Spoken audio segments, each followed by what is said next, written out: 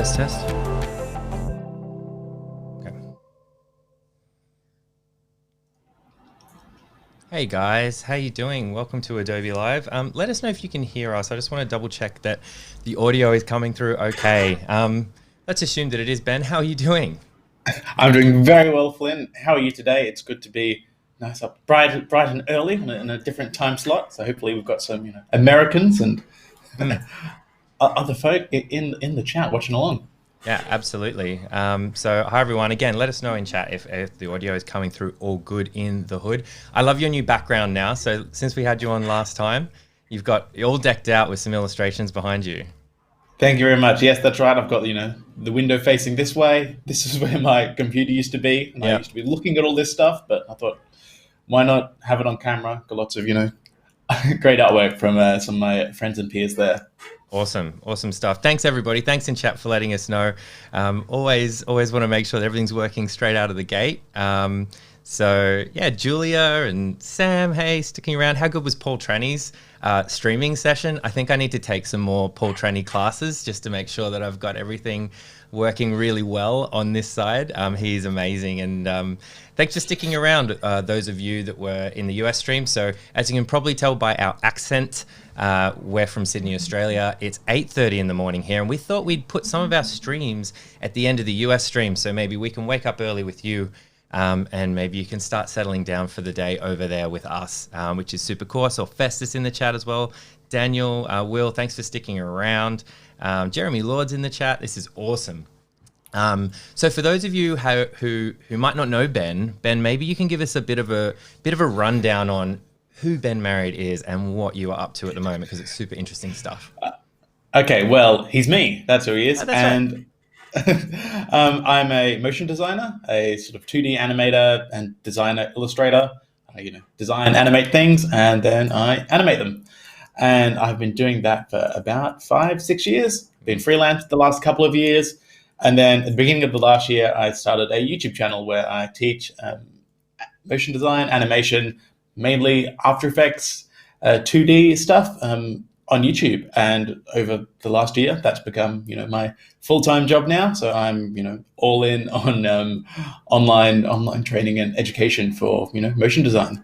That's awesome, man. And we've had you on Adobe Live here in Asia Pacific quite a long time. So some people over there, some people probably from your YouTube channel that are jumping in here. So hi everyone, thanks for jumping across. Yes, Dave, definitely. I can recognize quite a few names. We've got Luke Dent in there as well. I recognize him, and bunch of other folks. So thank you all for joining. awesome.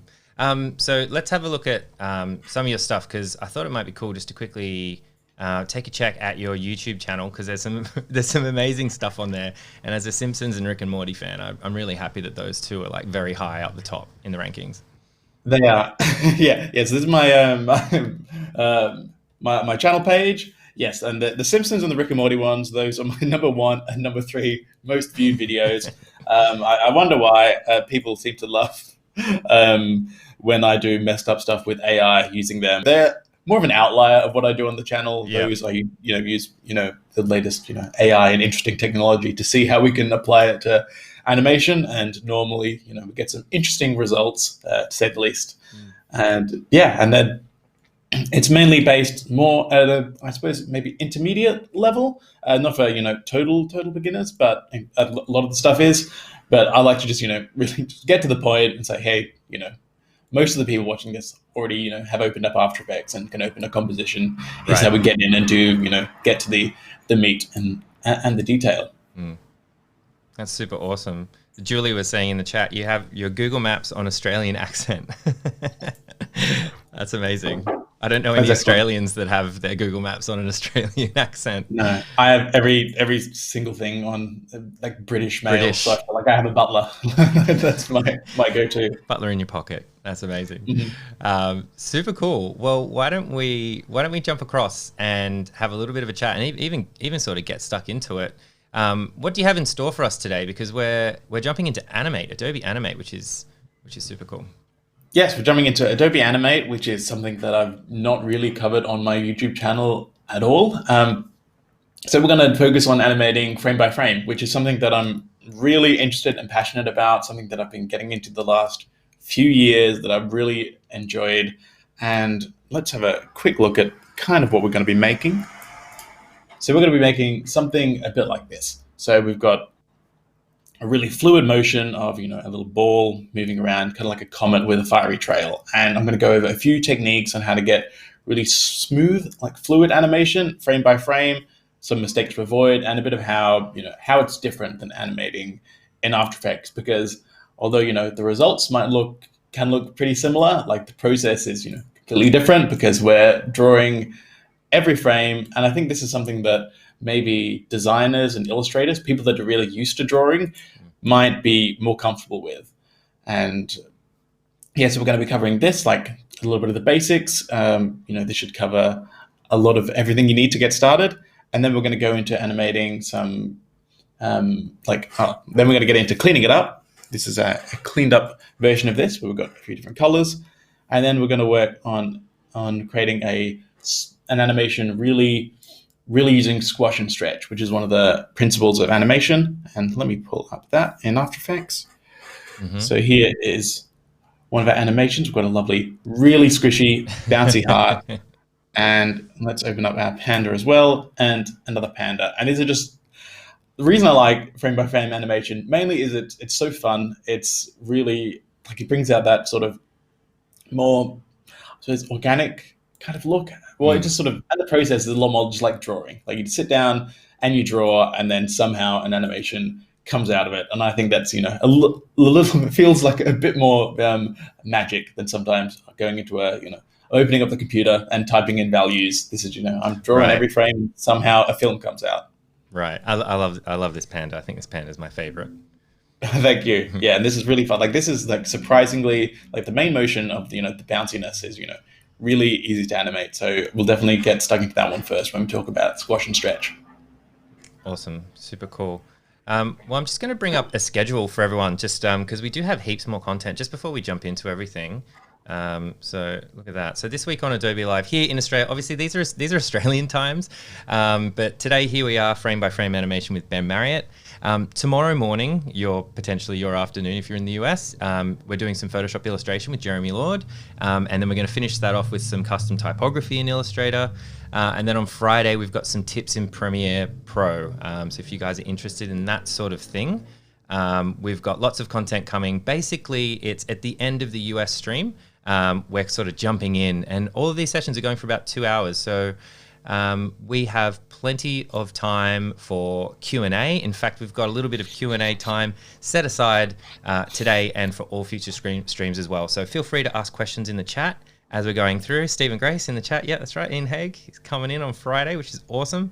And so, yeah, if you do have any questions, the way that we're going to do it is we're actually going to jump in with Ben now. I'm sure you're going to have lots of questions. Feel free to ask in the chat, and we'll try to get to them as we go. But for any of those sort of more in-depth questions, like if you ask Ben the meaning of life, then we might set some time aside, and we'll have a bit of a break in the middle and do some Q&A, and that's what the time is going to be for. So we're trying some new things today. So Ben, I'm going to hand over to you. I'm going to start that timer, and let's learn some stuff.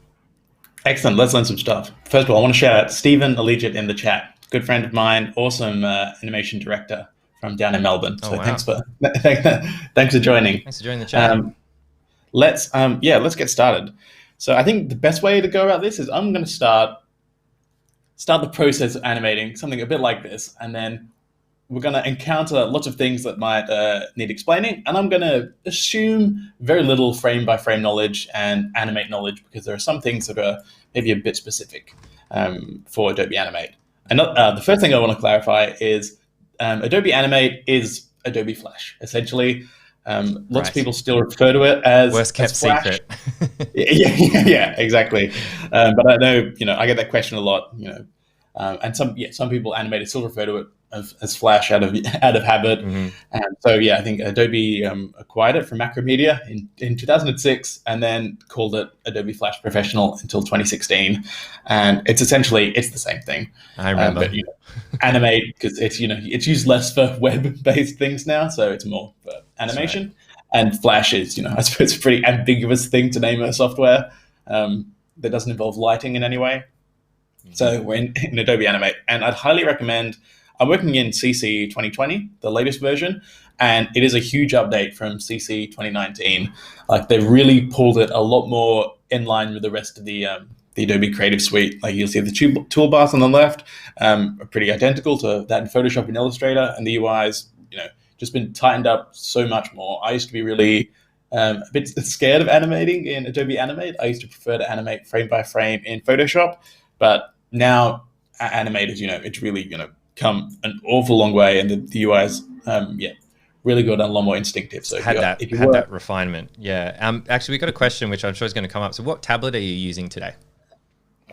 Yes, that's right. So I'm working on my tablet today. I'm working on a Wacom Cintiq, and it is a 22-inch HD desktop one. This is 8 years old at least. It's an old workhorse, but it still works. Still works like new. But it's big on the desk.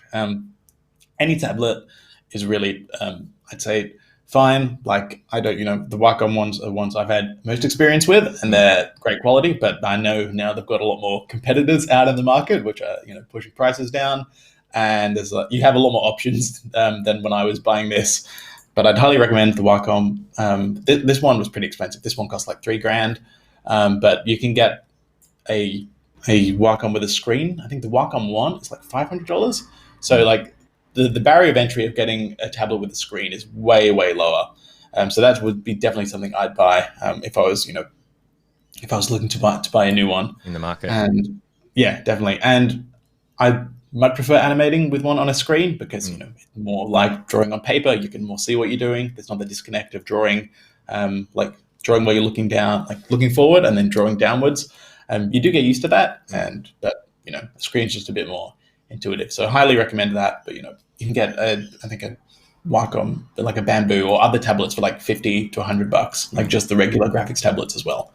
So I'd highly recommend that either of those if you want to get into frame by frame, because you could do it with a mouse, but it's not going to be a good time for anyone. Right.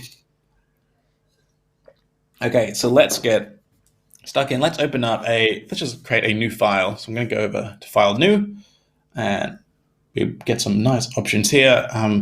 The default or the preset that I've got open here is pretty much exactly what we want. We want 1920 by 1080 and the frame rate at 24 frames per second.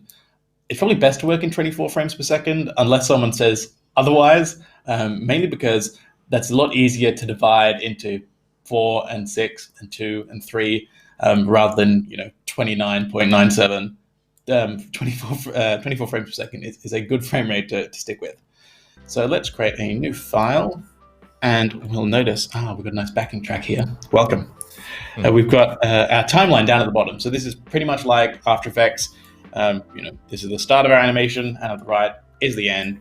But here it's more frame-based. So we've got a whole bunch of numbers and individual little, notches, little buckets and dividers down here.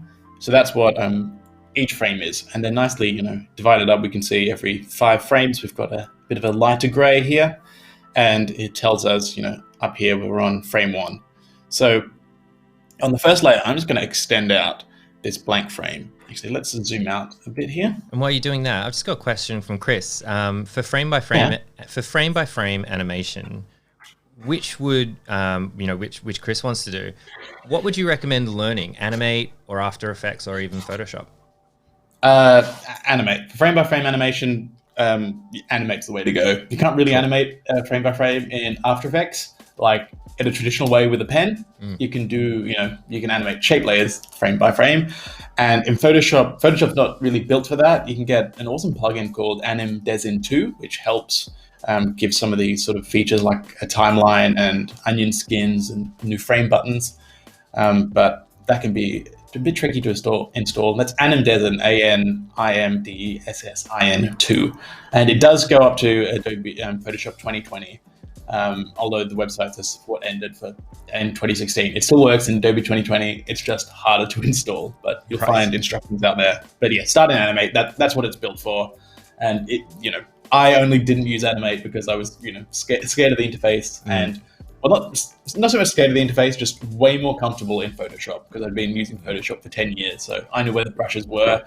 And, there is advantages like the brushes in Photoshop are a lot more advanced. You can have texture and a lot more grit, and you can get a lot more drawing, a lot more like painterly feel. Whereas in Animate, it is vector based, which is great. So it means you can zoom in infinitely, and there's no loss in any of quality there. But you can't get texture very easily. Right.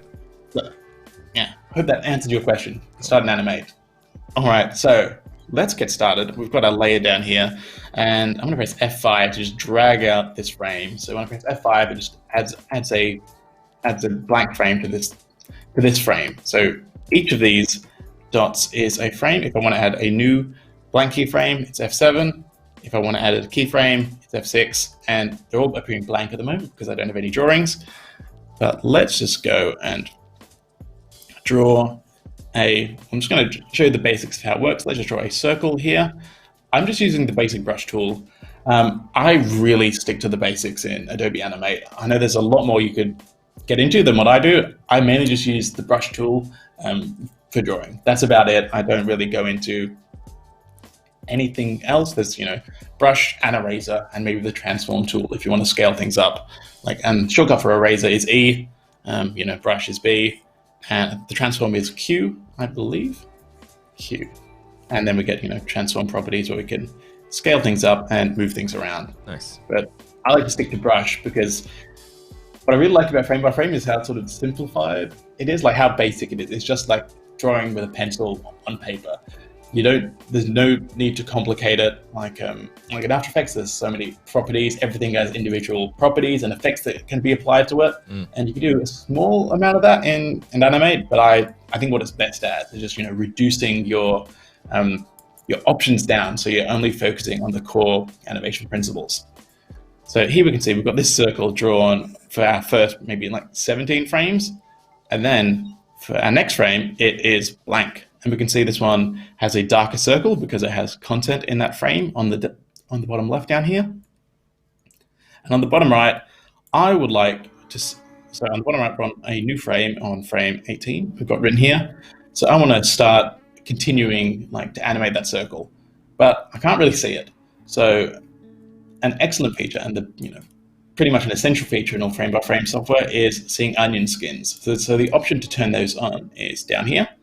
So if we turn that on, we can see a little ghostly view of our previous frame. So that helps us track, well, where is it going to move? So then I can draw a circle coming down here on the right. And then if we skip to our next frame over here, we have a view of that last frame. And down here, we have these sort of little lines either side of our playhead. So on the left, we've got a blue one, and on the right, we've got a green one. And at the moment, there are 2 frames either side of our playhead. So we can drag these back, and that's going to make the frames before it visible. So now I've dragged this one, the left side, all the way back to frame 12 or frame 13. We can see the frame before it, this one, and then the first frame we do back here. So this just helps you keep track of where your animation is coming from. So here I can see, well, if I want to move in a downward motion like this, I need to animate the next frame somewhere here. And then let's create a new frame. I'm just going to press F7 to get a new blank keyframe, and we can see where the animation's going. And then we can do a nice big long movement as it's maybe accelerating towards the ground. And then a new frame, it can hit the ground, and we can have a little splash coming up like this. And then on the new frame, maybe just some things leaving that. And at the moment, which is kind of how I like to start, is I'm not really worrying too much about how long each of these frames are. You can see this first one is 16 frames long, and the next one's 5 frames, and then 3, and then 2, and then 2, and this one's the last one's 6. Let's see how that looks first. There we are. So we can see there's a bit of movement there, but the length of the frames has really staggered it. So I can reduce the amount of frames so they're all 2, so they're all even. So I can do that with Shift F5. That removes 1 frame, 1 frame length of the frame you're drawing. So let's remove them all until they're just 2 frames each. Last one, and then let's create a new empty frame at the end. So now we've got a nice little animation happening. Nice and little, I'm going to nice little animation. While we go, I know you like questions as we go, so I'll try and do my best to jump them in. Bia, who follows your channel on YouTube, so nice. Thanks for coming over, Bia. Was asking, they would like to learn how much time did you spend learning animation before starting to work in the field? Which is a great question. Oh, that's a great question. They kind of happened in parallel. So I was working as a freelance illustrator straight out of uni, and I started to do a tiny bit of animation, like kind of like frame by frame stuff in Photoshop, like really simple, basic stuff. Nothing that looked good, essentially. And I just had I had a lot of fun doing it. And I worked for an illustration, like I was represented by an illustration agency in Sydney called The Drawing Book. And whenever they'd get jobs to do with animation, like the clients wanted an animated GIF, because I probably do the most animation of anyone on their roster. I tend to get those jobs, and I found that there were like those jobs paid a lot more because there's it's not just a still. You've got that's something that plays, that keeps people's attention on a website for longer than a still. So I found that was more in demand, and I really enjoyed it. I didn't want, like, being an animator or motion designer didn't come until later. So I got a full-time job just drawing, like illustrating and designing for a video production company, mainly designing assets for animation. And then because I knew a tiny bit of After Effects and I was just slowly learning, I kind of took on sort of bigger and bigger projects. So at the start, it was just like, well, I've animated this. There's a small project that, isn't a very high stakes. It isn't with an important client. I animate the end tag where the logo comes up. And then over 3 years, I just took on slightly bigger and bigger jobs. So I was, in the industry being paid for it even when I was starting. And I think, I'm really fortunate to be able to have that position. But I don't think, as soon as you know how to animate, a basic logo, advertise that, show it off. You don't need to wait and build up all these skills, right? Because you're never going to be ready. There's always going to be more to learn. And there's always someone that wants that, there's work for, basic animation for a logo. Someone that doesn't have a lot of budget, they've got, $100 and they want you to animate, a logo on their thing. Obviously I think, you should, demand, what your time is worth. But if you are a beginner, it might be good to, get practice, with the, working with a client and get used to that sort of, flow and that system. And before you, demanding high prices. Like I definitely, when I'm, trying a new skill, like I charge a little less so the client knows, hey, I'm going to charge you a little less, but I'll need a bit more time so that, there's less stakes because, if I go, if I was just starting, let's say doing 3D animation, I was starting to learn 3D animation, I'm not going to charge my first client, $10,000 for, a 30-second animation because like, I don't know whether I can meet the standard of what they expect for that. And that's just going to put more pressure on me. Where if I say, hey, I'm going to animate, a logo and I'll animate it for $50, like that's too low. Don't charge that logo animation. But, charge lower than you would. That way, they can't complain if it's, if it's not you get a lot more leverage then. And that might be more important to you when you're starting than, a big paycheck. Yeah. And then, slowly, then next month you charge, $10,000 for a logo review. You creep that up as you get more and more confident. Absolutely. Yeah. Okay, nice one. Very good. Thanks for the questions, guys. Yeah, thanks, Peter. All right, so with a little animation here, it's it's not great, but by a miracle, it works. It looks like there's motion. We've just drawn, 4 circles and a little explosion, but it looks like there's there's a story there. Something's happening. An object has entered the world and meets its demise. Also down here, I'm going to click this loop button down here, which is also Alt-Shift-L is the shortcut. And I'm going to drag this here, and this is on our timeline. So within this blue area, it's going to loop our animations. So we don't have to continue pressing Enter. And Enter is how you play in Animate, not spacebar not spacebar as it is in After Effects. You might be able to change that. Bucking the trend. Wow. I know. So that was another thing that kept me away from Animate for a while. Is the keyboard shortcuts aren't as intuitive. Like the main shortcuts you use are F5, F6, F7, and I never use the F, well, I don't know what that's called, the function, all the function keys, Oh yeah. at all in any other software. So this is, that's the basics. That's how we start an animation. But this method of animation is called animating straight ahead, where I'm not thinking about, I don't have an end goal really in mind. It might be in the back of my head, but it's not defined on screen. I'm just following, where the last drawing led me and, following where that takes me. And that's probably a more sort of intuitive, fluid way to animate, where you can get a lot more, spontaneity, but it can cause some problems, such as, the size changing of what you're animating.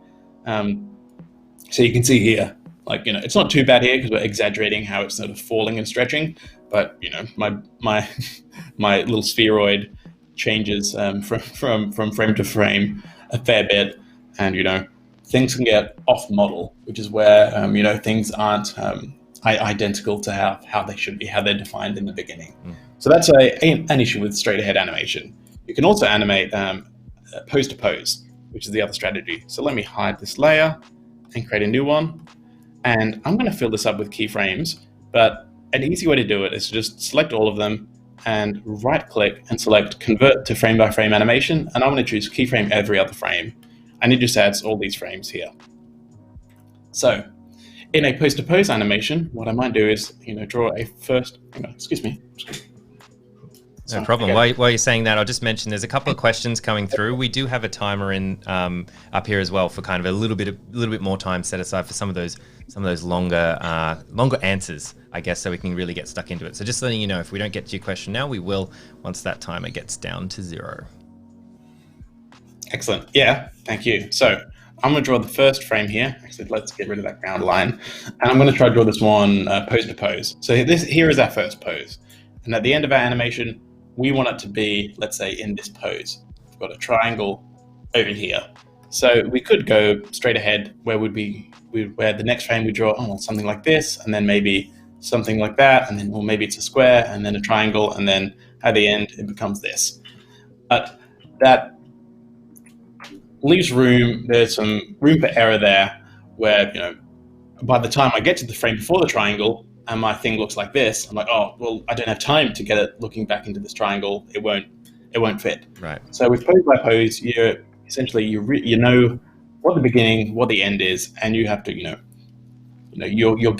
have to provide the path in between. So at the moment, I'm going to extend an onion skin from the last frame. And in the middle, well, we have an even number of frames in the middle, so let's extend that out and add another one. So we've got 5 frames in the middle. So at the very middle of these, I might put a breakdown. So here, when we go from a circle to a triangle, in the middle, I want it to be maybe this shape where it's pointy on the right and then round on the left. And then I know I've got 2 frames on the left here that I need to get from the circle to this shape here. So the one on the far left, I'm going to draw one pretty close to this circle. Even now, this is getting bigger than this circle, so we're going to have to resolve that. And then on this next frame, it has to be in between here. So let's go, it's going to be pretty round, and then just a tiny point here. And then on this side of our animation, where we're going from this cone, ice cream cone shape, or kind of like a pizza slice shape, to the triangle, we know it's going to get mainly we're thinking about this round edge is going to become straight. So we need to get there in 2 drawings. So I'm on the frame right before the last triangle. So I'm going to draw it pretty close to this triangle and just have a very slight curve there, much more like a pizza. And then here, I'm going to draw in between those, and I can be pretty loose. There we are. So now we can see we've approached that in a different way, sort of breaking down each of the poses. And let's see how that one looks. There we are. So we get the job done. It gets, from a circle to our triangle. Let's hold on this last triangle for a bit and the circle. Extend our frames out. And that's just a different way to approach it. So if you hear anyone talking about animating straight ahead or pose by pose, or pose to pose, that's kind of what they mean. Right. And, normally you don't have to do one or the other. You can do a bit of a blending. So you could, draw your first pose and your last pose and sort of say, well, I have, 6 frames to get there. let's draw the first four, this is normally what I do. I'll draw the first, four poses, how I think they would sort of naturally just coming out of this first pose. And then at the end, I'll think, well, now I know I've got 2 frames to get to this triangle. Can I manage that from where I am? And if I can't, maybe I'll go back and delete the previous frame and think, okay, well, now I've got 3 frames to do it. Here's how it can work. So that's a bit of a difference there. And you'll notice that my keyframes down here are all, oh, excuse me, it's early here in Australia, folks. It's early to get you on, isn't it? Animators up before 9 a.m, unheard of. And it's easier just to stay awake. Yeah, exactly. I know we have Festus in the chat. He's been up since 2:30 a.m. from New Zealand watching some of the other streams. So good. So very dedicated to the stream. Festus is hardcore. He is. So you'll notice that each of these are 2 frames long. I don't have any that are 1 frame long. And that is because I am doing what's called animating on 2s. I have a little example comp over here which shows the difference. So animating on 2s means animating every other frame. So in here, in this stage, in this composition window animation, I've got 26 frames in this animation. But I have 2 examples here. If you see down here, I've got our text title on 2s and then on 1s. So on 2s, we have half as many drawings. So each drawing takes up 2 frames. But on the 1s, every single frame has a new drawing. So if I use I'm going to use the less than and greater than symbols on my keyboard to just flick between the next frame and the previous frame. So that's the full stop and the comma on the keyboard. If you see at the start, our first frame is like this. Both circles are on the left, and then on the next frame, on frame number 2, the animation on 1s, the circle has moved further, but the circle on top is still static. But then on the next frame, they're in the same position. So there's just an extra frame in between all of the frames on 2s than there is on 1s. And when we play that back, we can see that the one on 1s looks a lot smoother. I think the refresh rate is good enough for the stream, so we can see the difference here. It looks a little bit like BB-8 rolling along with the head. Oh yeah, it does a little. So that's the difference between animating on 2s and 1s. So there are different advantages. Like in 1s, you can get smoother motion for something like this, but a big disadvantage is it's twice as many drawings. For a circle here, it's not too bad because I'm just copying and pasting this circle. And if we open up, we can view our onion skins, we can see how the frames look here. And we can also open up edit multiple frames down here. So now we can see all of the drawings here that went into this. So typically frame by frame animation is more often animated on 2s. That's how it was done, back in the heyday of the Disney, animating all the 2D shorts and feature films, mainly because it doesn't necessarily cut your costs in half, but it cuts them significantly. And these days, pretty much all of my animations are animated on 2s. Now that might be counterintuitive because you think, well, the ones look smoother. Surely you want the best result. Well, not all of the time. Like even looking at this example here, the animation on 1s looks way more digital and clean and precise. And the example, the one on 2s, it does look a bit choppier and a bit steppier, like it's on a lower frame rate.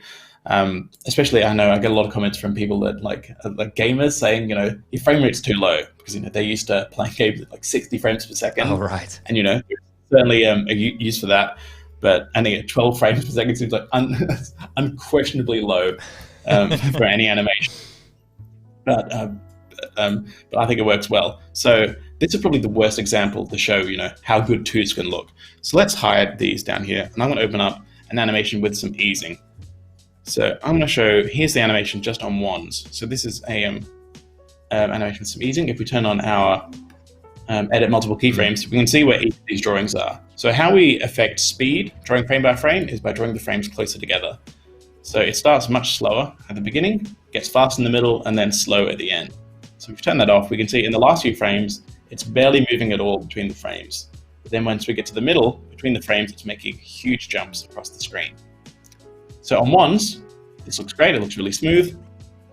And if we look at the one on 2s, just in isolation, it also looks really smooth. In the middle, you can see, a slight, low frame rate kind of issue. But when you get to the end where it's really slow, Like if we look at, all of our frames, of both of them, you can see there's not that much difference. You can tell there's more frames down here, but practically in the animation, you don't really tell. And people talk about animating on twos having an extra sparkle, like that sort of low frame rate adds just a bit of like extra sort of tactility. It's like having sort of texture in your frame rate in a way. And everyone knows I love texture, so I really like animating on twos. It really cuts out, it saves time. But even in After Effects, I put an adjustment layer with a posterized time effect set to 12 frames per second, just to make it look a bit more like traditional animation. And really, it's an aesthetic choice. So it makes it look like it was animated more traditionally, and it just feels a bit more organic and less sort of super clean and digital. Like there's definitely a place for high frame rates, like sports video games.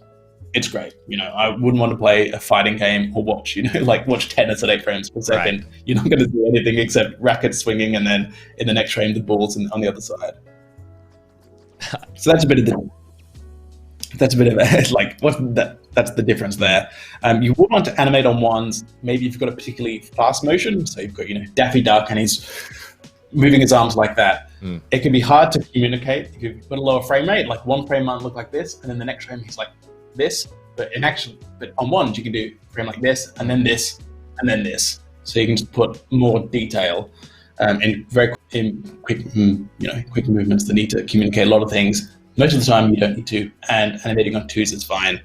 And that's the reason why I animate at 24 frames per second rather than 12 frames per second, because I could animate this animated at 12 frames per second, just doing one frame for each drawing. But because I've got 24 frames per second, I could go into this animation on twos down here and say, well, in the middle of this movement, it is a bit, too jumpy. So I can just go in, add a new blank keyframe, and let's view our onion skins, and then I can say, add an extra frame in between here. And these are going to be a lot rougher than our our other ones, but I can just add a little section on ones in the middle here. Excuse me. Now if we play that back, we can see, I've drawn it a different line weight, but we've got a section in ones in the middle. And, it just gives you more options to animate at 24. Interesting. All right, so let's go and start doing our little our warpy infinite looping character here. Well, our little infinite looping shape.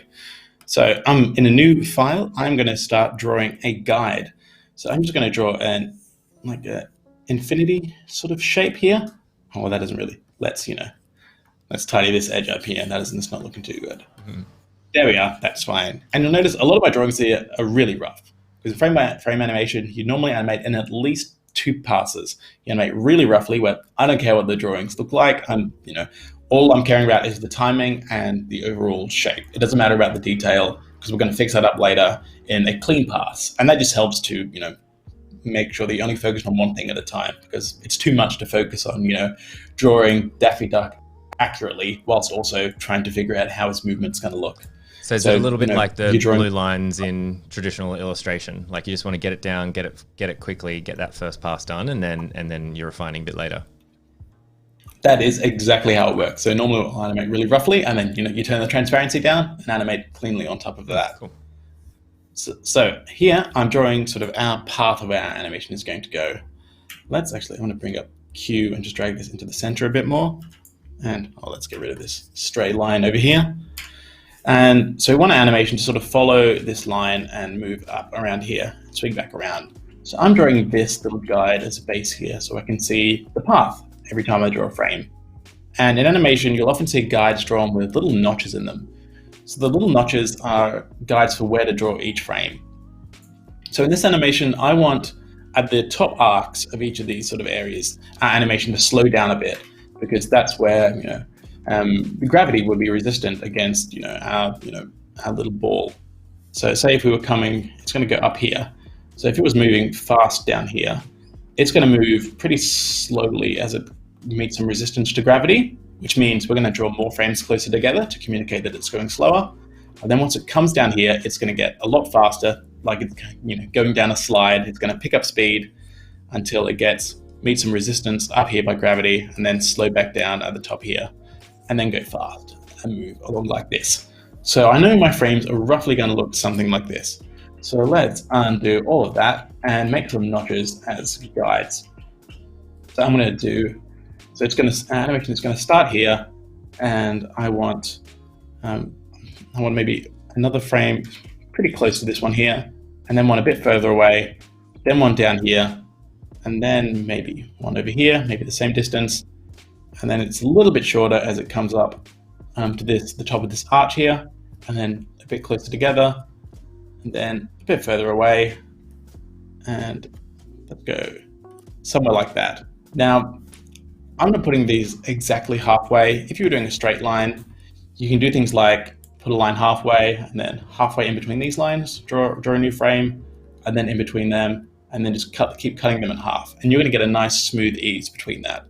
And that's pretty much what I did on these this easing down here. I was just cutting, the distance between each frame in half. But for this sort of circle shape, it's kind of a bit harder to cut, the distance between here and here in half. And, eyeballing it is fine. And because we're going to be animating this so roughly and so quickly, making adjustments, won't be an issue. So here's our guide layer. Let's call it guide because we always label our layers. And let's create a new frame a new layer. And I'm going to lock this guide layer. And then on this new layer, I'm going to select right click and convert to frame by frame animation, every other frame. And I'm going to change the color of my brush to red. So I'm going to start by, let's try brush tool. Let's zoom in a touch. There we are. So I'm going to draw the first frame here. And I'm going to draw it just touching the left of this circle here. And you could, draw, but it won't really matter in the end. And I think it just helps to keep it, more accurately if you've got, the notch on the edge here.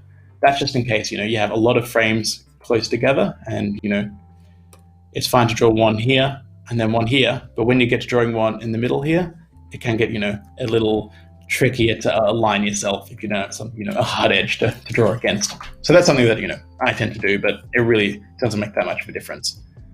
Let's draw our first circle here and then skip to our next frame. We've got to put our onion skins back on so we can see our little faded ghost view of our previous frame. Then draw another one next to this notch. Next one here. And I'm going to actually start stretching these out a bit. So as it's picking up speed, this is kind of acting a bit like a motion blur, but also a bit like stretching out the movement as well. Let's go a bit more here. And on the next frame, we want our line down here, and I'm going to stretch this out a lot here. And then on the next one, really extend it out, and then one over here. And let's turn our looping area back on, and we can see how this animation is looking. What I do want to do is turn down the transparency of this guide a little bit, and you can do that by double clicking. In opacity, let's turn this down to 20. Now let's see how our animation is looking. It's not looking too bad. I do think though, at the moment, the gap between this frame here and the next frame down here might be a bit too severe because you can't really see this sort of arc of their motion. It kind of looks like it's dropping straight. Yeah. So you want to avoid that, and it helps, that I've got this tail of this frame here. Like if I didn't have that back end tail of either of these frames, and they were just sort of spheres or even less, it's a lot harder to see. You can see it just looks like it's jumping and sort of zigzagging around the screen. So that tells me that, well, probably want to have another frame in between here. So I'm going to press F5 twice and then F7 to create a little blank frame in between here and draw a little shape in between that. Maybe do that and go a bit further upwards here. And then on this next frame, they're a little bit more connected. And then this next frame, we can go really fast here. And then on this next frame, keep those closer together.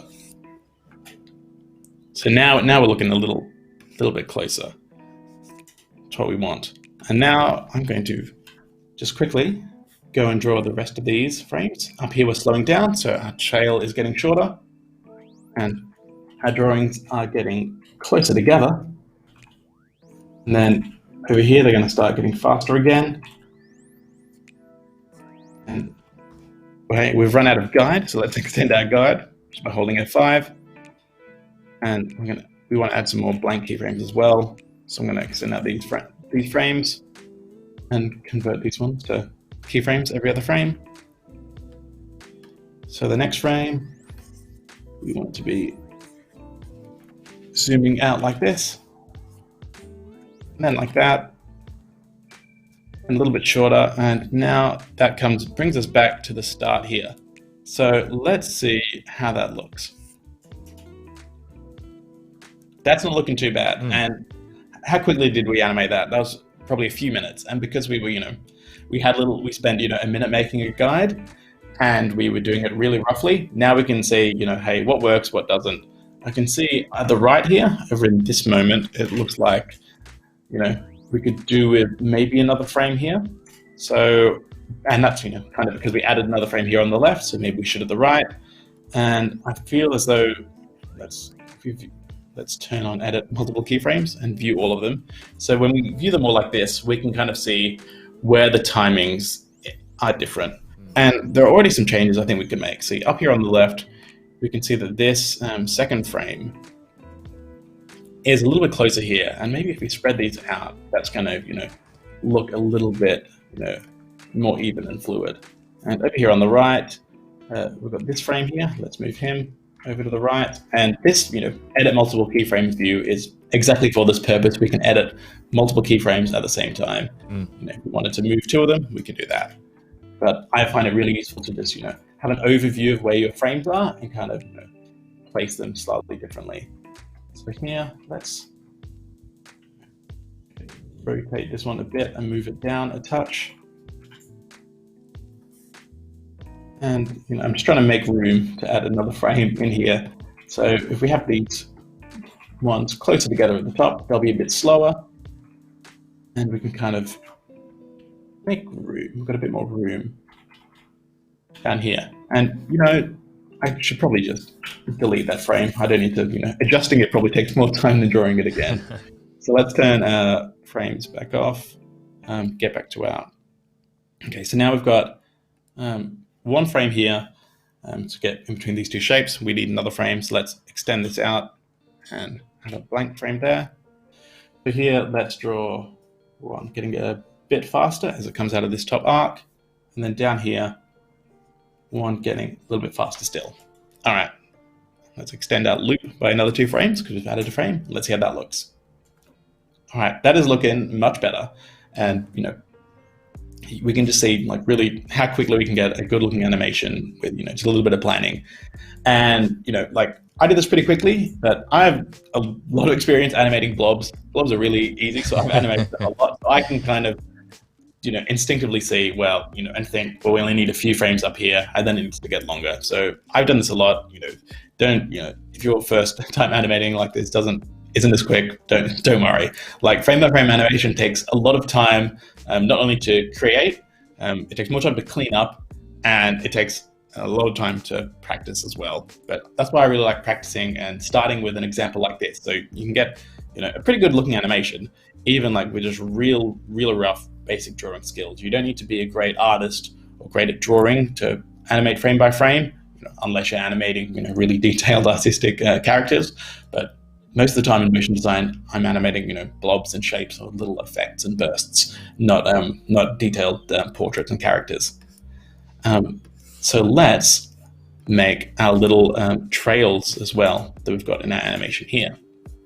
So one thing that I want to animate with the trails is I want to get rid of these sort of long, long tails on these animations here, because instead of having one long stretched out circle, I want it to look like sort of a comet where we've got a hard center and then we've got flames coming out the back.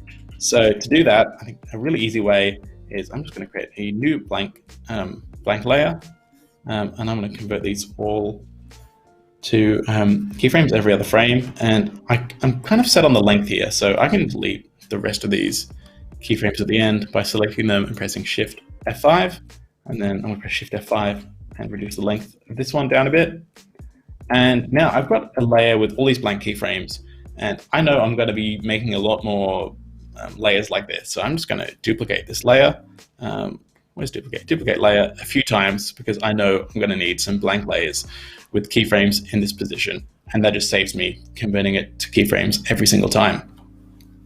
So now what I'm going to do is I'm going to recreate this animation, but with a circle in the middle instead of these long elongated shapes. And I'm going to do that really quickly just by grabbing our brush tool. Let's get a darker color, maybe like a dark blue for these ones. And I'm going to increase my brush size and just, need to get a bit bigger so it matches that size. A bit bigger. There. And this is on a new layer, so I'm just going to skip every frame and just pop one of these at its very end. So this means that it's going to be a consistent circle shape throughout all of them. Now we will run into that issue of it not looking like it's traveling along the arcing path because we don't have that detail from the trails, but we're going to solve that anyway. There we are. So that took 2 minutes, if that. Now let's have a look at how that looks. So we can still tell because of the timing and the motion that it does move along this arc. Yeah. Actually, that's mainly because we've got that guide there. So we remove the guide. We can the shape that it's moving across. It does look a bit like it's moving in a more of a triangular shape at the bottom here. But we're going to fix that by adding those little motion trails. So let's turn our guide back on, and let's turn down our brush size. I'm using the square bracket tools. It's the same in Photoshop or most other Adobe software to increase and decrease your brush size. I mainly work at like 4 points, but you know how brush size works. If you go finer, you've got to do more detail. And let's choose a red color here. And normally when I'm animating, I'm just choosing really bright colors like blue and red, black as well. Just colors that I can see, obviously, because when I because I'm not worrying about cleaning it up yet. Once I get into cleanup, I might color it differently, like how I want it to appear finally. But normally I'd clean up in After Effects. Even if I clean up in Adobe Animate, I'll bring it into After Effects to composite, maybe add texture and some elements there. And, it's easy there to just add a fill effect and change the color. So I'm going to draw some trails on this new layer. Let's call this trail 1. Trail 1. Let's copy that. Can't have spaces in Animate layer names. So let's call that trail _2. So you're underscore, not dash. I am, but I know that dash is better for something. Like underscore is, industry standard, but an advantage of dash that I didn't realize first is, a dash separates it as a separate word. So you can, double click on a word, on a file name with lots of dashes and like things like that's, that's the only advantage, but there's no disadvantage of doing that. Mm-hmm. But we should all be doing dashes. But, I'm all about that dash. Yeah. So let's go and add some trails to this. So I'm just going to draw. Essentially, what I'm drawing is a little, a bubble around this. So I'm just imagining a little X height of coverage around this circle with flames, and then when it's moving fast, like say down here, there's always going to be the circle around our middle object. But the back end is going to be stretched out depending on how fast it's moving. So at the very top, it's not moving very fast at all. So I'm just going to have a little trail behind here. On the next frame, the same thing. So I'm just going to keep roughly imagining, the same sort of width on the outside of here. If you wanted, you could draw guides that go across the whole thing to get that really accurate, but that's not necessary here. It's like a ball of fire or energy. So there's going to be some difference in between each of the frames anyway, as it sort of pulsates. So that might end up looking better. So at the moment here, maybe around the same sort of tail at the end. Here we can go a little bit faster. We are getting up to Q&A. I'm just letting you know it's all good. It's the school bell. It's just for us, we don't have to run out of the classroom straight away, but we've got some questions for you as well. So up to you when you want to answer those. Oh, perfect. Well, give me one more minute to explain this. And then while I'm while I'm animating the rest of this, that's perfect time for me to think. Awesome. So here, let's extend this tail a bit more. And then down here, we're going to go even further. And sometimes I kind of create little rules for myself. So here I go, well, I want the tail to touch where the last frame ended. So that way, there's one less thing that I have to think about. There's a little system in place in my head. Now, I didn't do this on the last frame, but I could do that here. So that would keep it at a sort of consistent speed. So there's like an internal little rule book in my head here. And actually this one, I'm going to redraw this because it doesn't quite follow the arc. It's a bit too straight here. And I kind of want these trails to embellish this arcing motion. So I'm going to try to follow this a bit more in an arc. And then on this next one, we're going to go a bit further. Actually, for this first flame, I'm not going to go as far. Let's take that. Let's take everything back of what I said. Well, everything I said was good and true, but let's save that for the second flame. Otherwise, we're going to run out of room on this animation. So I'm going to keep this one fairly tight to our shape. And I'm going to do that for the rest of these frames while you hit me with some questions. I'm going to hit you with the questions. Thanks everyone for your patience. It's quite nice to kind of gather all the questions up, and then we'll put some of these kind of bigger questions in kind of a big chunk. So thanks for your patience, and thanks for the great questions as well. I think the question that resonated with the chat the most was a question that Ehab asked, which is, what do you think is a good learning path for motion design? Where to start and what to focus on? And a lot of people in chat would like to know your thoughts on that too. I definitely think start in After Effects, mainly because After Effects is really good at getting you something that looks great very quickly.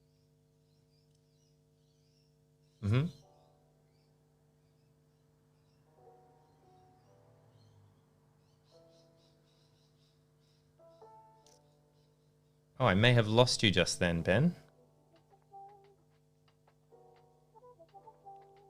That's not what we want. Getting a logo from an existing client.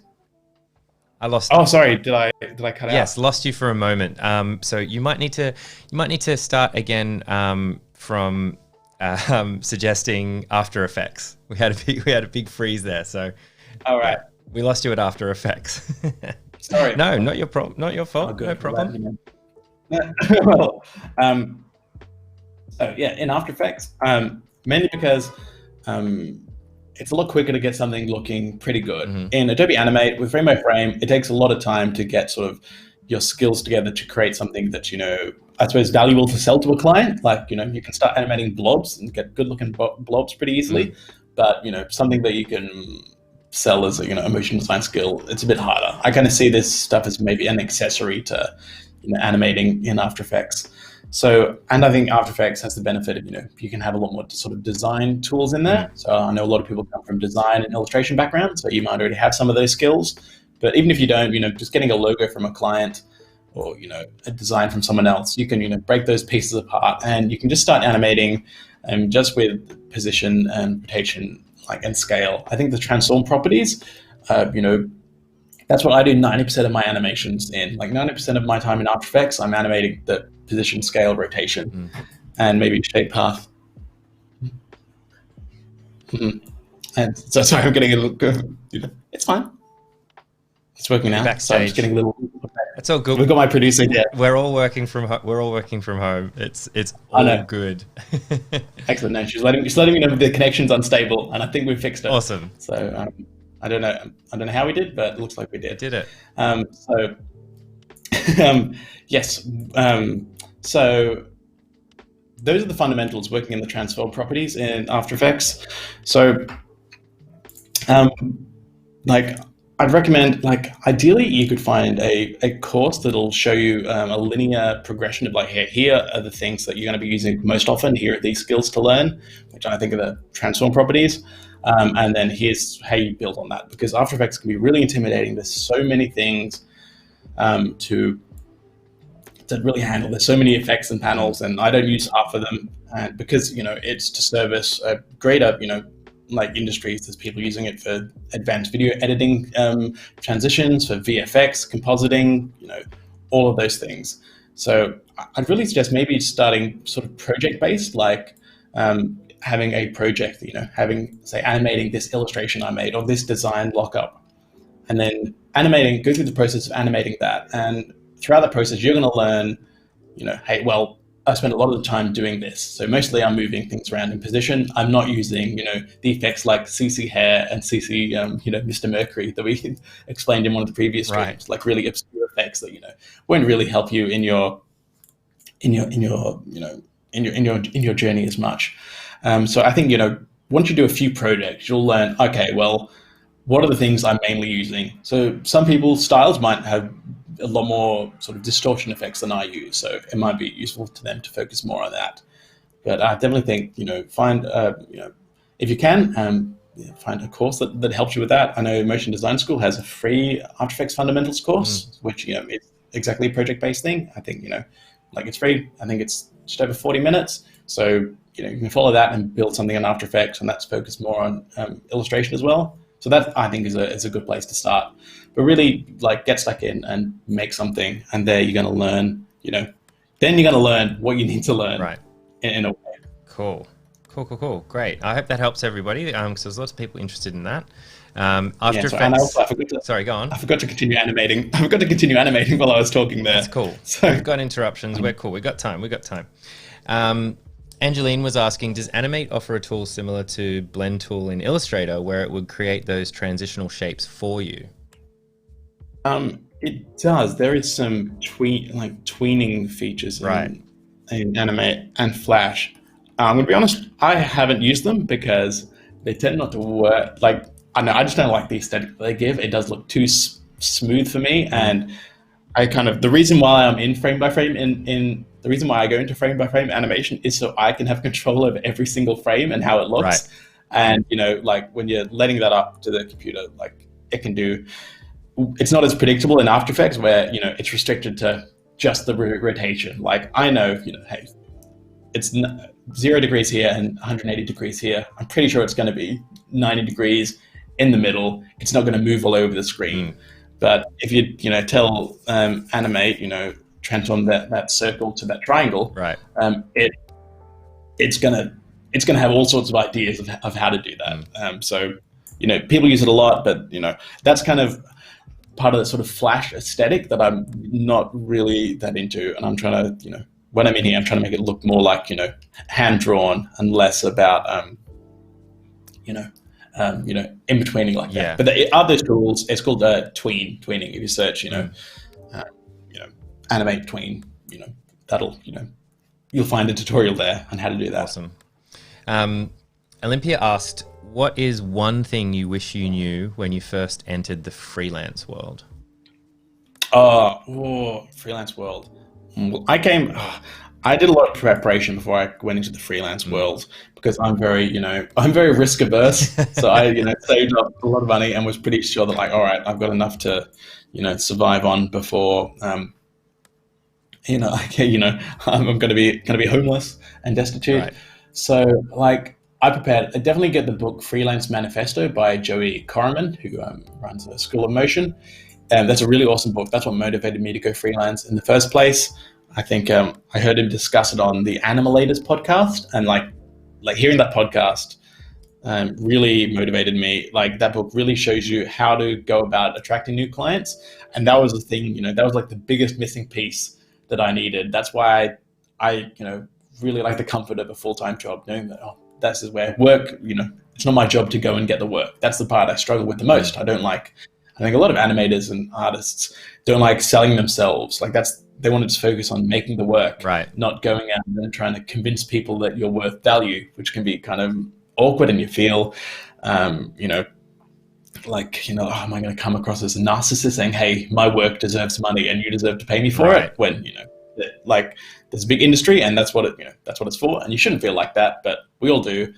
And, that book really helped me, just knowing the process of how to attract clients, how that works. So definitely that's something that if you're not familiar with that book, definitely get that. It's pretty cheap. It's a short read. I read it in 2 days. What are some other things I've learned? like I think proper like time management when I first started, because I was really sort of thrown into the deep end because I like left my full time job. At the same time, my wife started a new job and we got a puppy. So I was like working from home, trying to deal with a new puppy without my wife. But all right, how do we, how do I deal with all of this? And I felt like I was getting 3 hours of work done every day, like just because, the puppy needed attention. And, it's not his fault. He's doing the best he can. Now he's great. He's grown up. He runs around and amuses himself. He's fine. But yeah, like learning how to, set sort of boundaries for yourself, especially if you're working from home. Like I have this, which many of us are, I think, whether they want to or not. We're all working from home, right? Yeah, so I'm working in the studio at the moment, which is a room with a computer, like like it's the second bedroom, and I tend to I only use this computer for work. Really, there's nothing else. Like I don't play games on it. I don't really watch YouTube videos. Other than that, I go on the iPad or on the TV out in the lounge room to do that stuff. So having little boundaries like that helps a lot to keep you sane, and having personal projects lined up, because there will be dry periods. So having in your freelance life where you don't have work, so having something to keep you occupied and a goal to get back to can be really helpful as well. Because I find that's when I flounder the most, is when I'm like, I have nothing to do. I'm like, well, what do I do? Like, there's nothing to do. That's when I can dwell on the fact that maybe nothing's ever going to come. Right. Fall into an existential dread. So as long as you've got little safety nets where like, well, no work's coming in, but I should work on that personal project that keeps me occupied. Yeah, I think that's great advice. Probably got time for one or two more that's coming here. Yeah.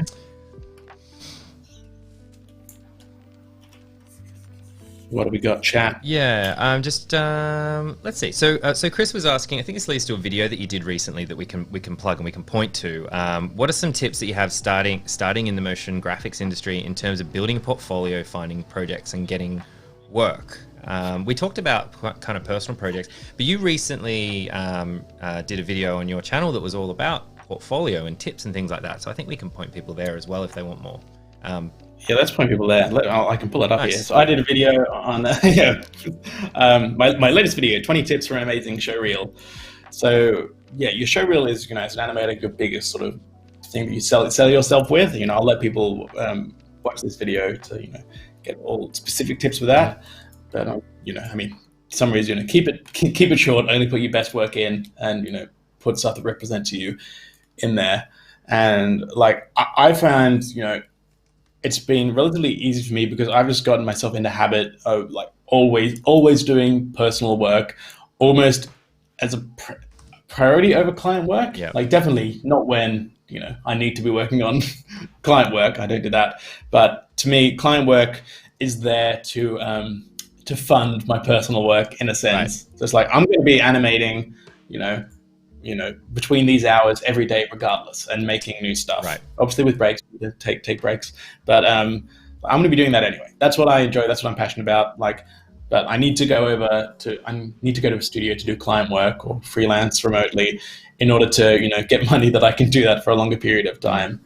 And I think that stems back from when I was freelance as an illustrator. Like, if you don't have the personal work to show what you're capable of, no one's going to hire you for it because they can't. They don't know that. That it's very hard to say. I'll animate you.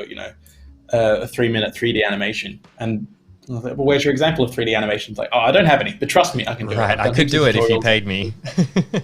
Yeah, sure. Exactly. Like, don't wait for someone to pay you. You have to do it first, in order for someone to believe it. Like you wouldn't hire a mechanic that said, I swear I can run cars. I mean, normally I'm a vet, but I swear I'm really good at tinkering with cars. And I'm sure there's some similarities between the inner workings of animals in the car, but right. You'd want that evidence evidence there first. That's true. So yeah, like my habit is like, I've kind of sort of bended my career with making the YouTube stuff to enable me to do more personal projects. Essentially what each tutorial is a personal project. It's like, hey, I made this fun animation. Here's how you can make it as well. Yeah, totally. Oh no, you go. Yeah. No, I was going to say so my philosophy is make as, I try to, just fill any gap I can with making more work. Yeah, I think that's great advice and works for animation and lots of other things. I think it's a freelance very important freelance thing to do, not just sort of sit around and wait for the work to come through, but to have all those projects to work on, do that thing, learn that skill, and have those hours set. Plan those hours in your day, particularly at the moment when we're all working from home and we have those distractions like little chihuahuas and Netflix and all that stuff. And it's important to sort of set fun time and family time and friend time aside with work time. There was what was the podcast you mentioned? Some people are interested in the podcast that you mentioned, which sounded about some motion designers on it. Yes, it's called Animalators. So it's like animators, a portmanteau of those words. It's awesome podcast. I think the last episode came out maybe over a year ago, so I'm not sure if it's as updated as possible. It's the creative director of IV, an also motion design studio. He runs that podcast. Cool. It's great. It's got all. If you think of the big names in motion design from the last 5 years, they're all guests on there. And it's just them talking about their journeys and motion design stuff. Great. But yeah, it's an awesome podcast. I've just dropped it in chat. I hope that's the right one. But yeah, so check it out. Those sorts of things are always great. Looks like it to me. Yeah, those sorts of things are always great because then you can discover some of those names and hear about studios that you might not have heard about and where they've worked and who they look up to and everything. And you slowly start building that encyclopedic kind of knowledge of the industry, which is super valuable. Exactly. I think podcasts are a great thing for that. To just like sort of passively acquire this knowledge just through people talking about their industry experience, because you don't really because like I was I'm in the industry now and have clients and work with studios, but like 5 years ago I didn't know anyone. I didn't know anything about the motion design industry. But you just acquire that through exposure, and I think podcasts are a great way to do that. Yeah, totally agree. Do have a handful more questions, but I think we should probably flip back to your screen. Maybe I'll get one more in. Let's get one more in. We can I'll be quick. 3-word answer. 3-word answer. Okay, I'll ask you a really hard question then. How would you export, and this might come up, but how would you export the project in Animate to After Effects so you can preserve layers, etc.? Export SWF archive. That's the 3-word answer. Oh, wow. Very impressive. So normally you go to File, Publish, and well, it's already published. Wow, that's send a file away. So okay, so if you want more settings, you go to Publish Settings here, and it brings up this menu. So normally it'll export as an SWF and a HTML wrapper. Now, my thing I like least about Adobe Animate is that by default, include hidden layers is ticked on in the export format. So I was beating my head against the wall the first time I exported something out of here, and I was like, but all the layers are visible. Why is this happening? So make sure untick include hidden layers. So if I was to export this under these settings, I'd get one file, Swift file. It's a vector format. I can scale it infinitely. It would have a transparent background, but all of these layers that are visible would be on there. So to separate your layers, you want to click SWF archive. So what that does is exports it as a zip folder with each layer separated as its own Swift file. Right. So if I click, let's do a test of that. Let's go to render. I've done one here, as a test here. So that's cell 3. Let's save that, and then we click publish. So it's going to publish that file. Let me open up okay, I'm going to have to work some dual monitor magic to get a new Finder window open. All right, here we are. Now in my renders folder, I've got renders whips is where I saved this to, and the file I just saved is this one, cell 3 live AO1. And if we extract that, let's open that. Where can we just extract all? And then that opens up the little file here, and we can see we've got a Swift for all of these layers. So every layer here we've got separated. Poor naming conventions here. Ideally, you want to always label your layers. You'll label. We had the layer. So we had the layer police after you last time. We did. They've been gone. They've been they haven't got their funding this month, so they're struggling. But yeah, so you get these Swifts, drag these into After Effects, and they're like it's a separate movie file for each layer. So that's how you do that. But yeah, very very good question. That's very very handy to know. Mm-hmm. All right, sorry, now that is okay. we're back to my my preferred monitor setup. All right, so we've got our one little trail animating behind our little ball here. Now, although it does stay pretty tight and get a bit bigger here, maybe in these faster scenes, I'm gonna add a bit more of a tail to it, so it's just a bit more obvious. Let's skip to down here a little more. Oh, there's the layer, please. Oh yeah, no, oh no. Right on cue. That's amazing. I know. Okay, so now let's do this. Okay, so we've got a bit of a tail happening here. I will go and erase some of these points here because that just affects a bit how we see the timing. There we are. Now I'm going to start a new layer, trail 2, which are labeled nicely. Select a new color. Let's go for a nice orange here. I'm keeping these reasonably dark because we're on a white stage, so it's going to be a bit tricky to see. So here I'm just going to do the same process, like create a bit of a larger distance between here. Say if this is X, this is going to be like 2X distance here, right? And this fire, like that's just a little rule I have, like that's in my head, so I know to keep consistent. So when I'm animating over here, even though I don't have this frame to reference, I can kind of say, oh well, it should be 2 times this distance around here. Nice. Just another little place to put internal logic. And this one's going to be a lot more sort of less viscous of an object around it. It's going to be a lot more malleable. This one's going to stretch and be a bit more rubbery. So this one's going to extend a bit further out, and then so we can turn our onion skins on. Well, that's too many frames to see. That is fine. So here I'm going to go around, and here is where I'm going to start using that rule where the end of this tail is going to, where should I? The end of this tail is going to fit just, let's say back here, around the back end of the ball on the previous frame. So let's see, when I'm drawing this one, at the front, it's going to be 2 times the distance from that previous frame, and then its tail is going to end up right at the end here. So that should be able to keep the speed and its length consistent with the timing here. So here we gets pretty big, and then here even bigger. So, and I'm just jumping between different areas, kind of it doesn't really matter here. I'm like, well, I know this front shape is going to be like a hemisphere around the front end of the ball, and then I know the point is going to be here, and then I'm just going to line them up here. And that looks a bit, doesn't need a corner in there. We should do something to avoid that corner. Let's round that out, and let's bulge this side out a bit more.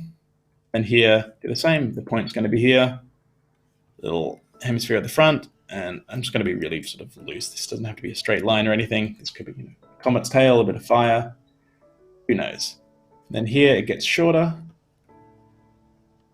That's probably a bit too severe on the side. And maybe you can ask another question while I'm filling these out if there's cool. something. That's great. Popped up. Because there was a question that I missed, and which was someone from your channel as well saying they love your channel, which is no surprise. Oh, thank you. Would love to ask. Oh no, sorry, where's the normal question? Your one job. Good question. Appreciate it for subscribing. Where is it? Oh yeah, here it is. Actually, so this one was from Sarah. So I'm totally new to After Effects. What would you suggest to pay attention to when buying a new laptop? So presumably, laptop or device, regarding RAM for rendering and screen size. Like what are the variables that you want to be focusing on?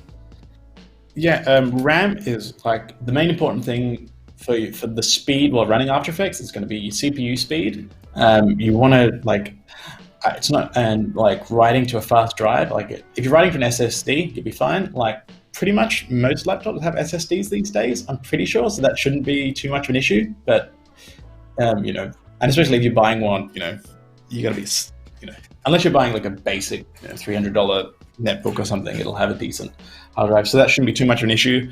You're focused on CPU. If you're only doing 2D After Effects, like a smaller core count is preferable, because I don't think After Effects currently doesn't take too much advantage of multi-core processing. and GPU stuff as well, which 3D stuff really does. So GPU doesn't really matter. Kind of good enough is, good enough for After Effects. I don't have a fancy one, especially like GPUs can be really expensive these days.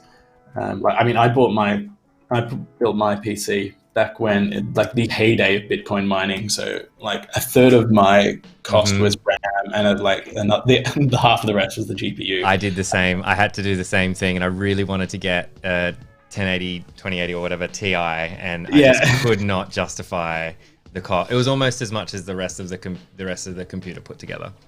Right. Yeah. So it's definitely like as much RAM as you can afford. RAM's expensive. At least 16. I've got 64 in my machine. Wow. That's probably too much. I don't really need that. Like that's not going to help you render faster. It's just going to help you have more RAM preview to preview. Right. It's going to be handy. So it really won't affect the speed, but it'll affect how much you can have already pre-rendered. Like in your playback timeline. But yeah, that's kind of thing. I'd get a decent-ish, like at least 15-inch screen. Like I'd struggle on a 15-inch screen on a laptop because there's just so many windows in After Effects. So your composition window ends up being so small. So I'd go for a 15 or 17-inch if you're going for a laptop. I think I've got two 27-inch monitors to work with, and even that seems like too small sometimes. But yeah, those are the things I'd worry about. But really, like, don't worry too much about it. Like if you look at great animation from 8 years ago, like all of that was done on laptops worse than you have now. Like the technology shouldn't be the stuff holding you back. I think it can. There's certainly technology and hardware is something you should invest on because it's what people work on, and that's a good thing to invest in. But don't let it hold you back. I animated most of the stuff, like you'll see on my reel on a MacBook from 2012. Like it just takes a bit longer, and it's a bit more frustrating. So I mean, if you can alleviate that, great. But if you can't afford it, that's fine too. There's a limit, to. We all have to draw the line somewhere of how much RAM and GPU that we're willing to buy. So just figure out where that is for you and buy the best you can with that. But yeah, focus on RAM, not so much on GPU. Nice. It's good advice. Hello, JB in chat. Good to see you there. Oh, JB, thank you for joining us. Olivia was asking, do you recommend any tricks for rotoscoping in After Effects?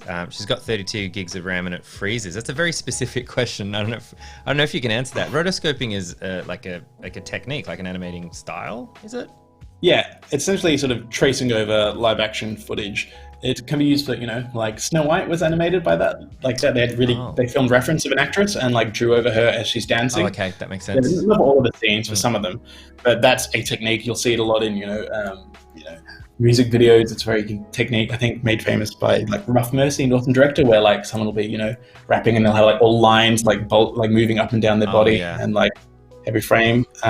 Which can look really cool. It's also used for VFX as well. Like if you have someone walk in front of a character, like if you have someone walking, in front of a background, and you want to remove the background, and you don't have a green screen, you're going to have to every frame outline them and separate them from the background that way. Wow. So that's how rotoscoping is used, and it's a very tedious process. I haven't done an awful lot of it. There's the roto brush in After Effects, which can help with that, but I don't know why my computer's freezing up. That it doesn't, like, rotoscoping to me doesn't seem like a very intensive process. It's just might be something else within there. Yeah, sorry, I can't help you there. That's our length of tech support remotely, I think. But yeah, it can be very frustrating. 32 gigs sounds like a lot. Like you think you would be pretty safe with most things. So there might be something else that you need to dig deep on there. Yeah. That should be able to handle pretty much anything. All right. Okay, so we've finished off this second trailer of this character, and this one we've made a little more limber, that it can stretch out a bit more. You can see on these frames it's really stretched out. Let's hide our guide a bit more so we can sort of feel that. And, get a bit more of a bounce there, but a bit of a, stretch here. I kind of think as though we could do with a bit more though. So I might just go and, just add more to the end of this here. I'm not going to delete and draw some new frames. I kind of want it to really feel like this is, in these motions, there's a lot of, energy being, left behind or, expelled to motion. Okay, let's see how that looks. There we are. That just, you can feel that. It's a little bit more, has a bit more weight to it. And we're still just doing roughs here. Like, that was really quick for me to animate. And, we weren't really focused at all. Like, look at the lines here. That doesn't really, it looks like absolute garbage. So that's okay. If your animations, should look really rough, there's no, it's not like there's, hundreds of people watching you live while you're animating and kind of judging you on your drawings. Wow. So,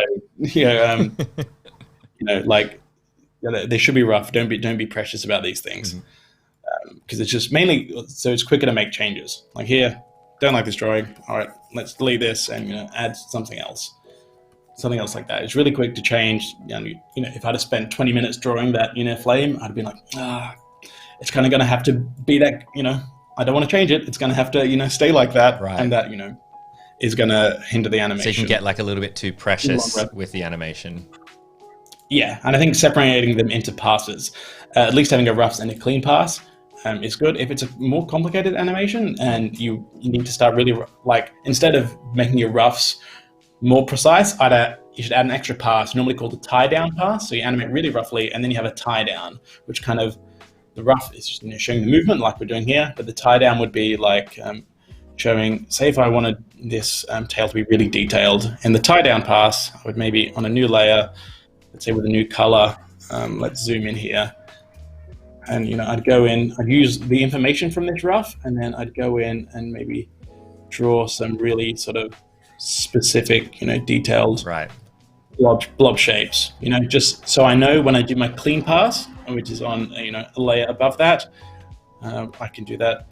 I'm not thinking about where things go. I'm just sort of making sure that the lines are clean and just making slight, adjustments to that.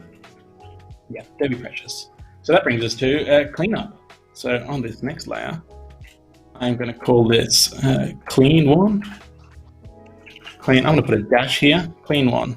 Oh, okay. Special characters are not permitted in layer names. All right. Animate won't let you do dashes. Sorry, Flynn. Oh no! Wow. Okay. My animating career is over before it began. Yeah. And I'm going to call this the center ball, and I'm going to drag that onto the top. Oh, yes. Make that visible. There we are. And that's so when I clean up, the our file is going to be behind that wall. So let's lock that. And for our trail, let's turn the transparency down, maybe to 50%. Should be fine for our trails. And then on this clean layer, I'm going to clean up. Well, actually, I might show you how I clean up this long back tail here. So I will grab. Let's stick with this pink color. Maybe go a bit darker. There we are. I'm going to increase our brush size. And the cleanup process is, I just want to make, let's skip forward to a frame that's a bit more interesting here. So I just want to make sure the edges are clean. Because I'm going to draw the outline, like the strokes first, and then I'm going to fill it in later. So I'm going to just draw roughly like this, and I kind of want this to be a bit blobby. So I'm going to get a bit blobby like that. Now, you can see I've gone a little bit off here, so I'm just going to go my erase tool, fix that, and maybe draw over that a little bit. And I'm not worried about the inside, how that looks. We've got all of these scratch marks here. That's fine because we're going to go and fill it in, and on a separate pass, because it's really quick to do that in Animate. You know that you're going to make a solid shape out of it in the end, so you just need to make sure it closes evenly. Okay. That's exactly right. Cool. And here, that's why the reason why I made these roughs so rough is because these blobs are going to be pretty blobby anyway. It's not really going to matter here. If you were animating like a character moving their face slowly, you want to be pretty accurate because you can't really make too many mistakes. Otherwise, it's going to be pretty it's going to be very noticeable. But flickering flames, that's really easy. You can change the size, and no one's got to know the difference. So for this next one, I'm going to just roughly follow the outside orange line, just a bit wobbly. Now here, we can see I don't want that edge to duck in like that, and I want to keep this edge looking pretty filled out as well. And I think the end tail is a bit thick here, so I can go in and erase that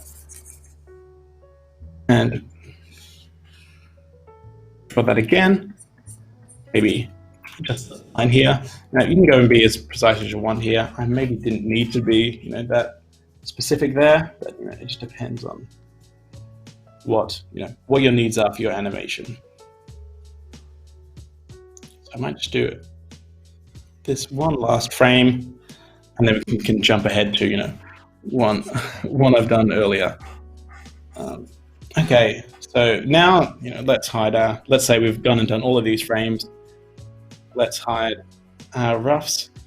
So here we've got a few frames, half cleaned up. So filling up is really easy. We've got a fill bucket tool here, shortcut K. We're just going to click in the middle, skip to the next frame, click in the middle. Oops, run out of frames, click in the middle. So then we've got 3 cleaned up frames. Nice. And that's why the filling is just really easy to do.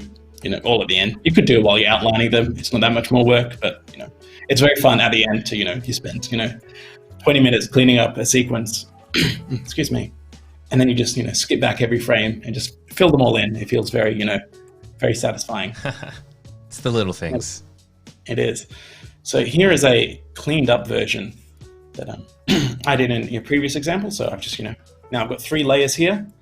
So I've got clean. I've called them clean 1, 2, and 3, and I colored these black, like black and shades of gray, because we're gonna